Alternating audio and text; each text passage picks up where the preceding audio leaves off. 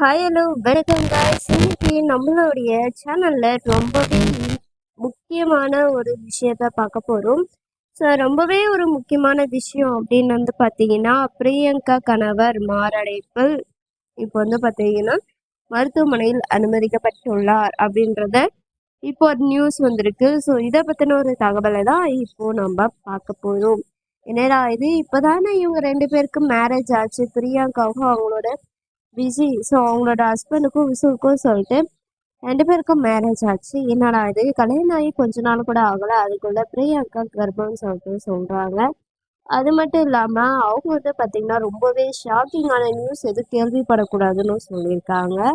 அது ஏன்னா அவங்க வயிற்றுல உள்ள குழந்தைக்கு ஆபத்துன்னு சொல்லியிருக்காங்க. இதுக்கு முன்னாடி அவங்களுக்கு மேரேஜ் ஆகி கருத்து வேறுபாடு இன்றி குழந்தை இல்லாதனாலே முக்கால்வாசி டைவர்ஸ் பண்ணியிருப்பாங்க.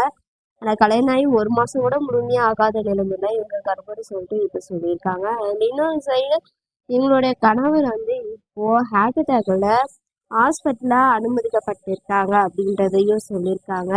ஸோ என்ன நடக்குது அப்படின்றதை இப்போ வரைக்கும் யாருக்கும் முழுமையா தெரியலங்க.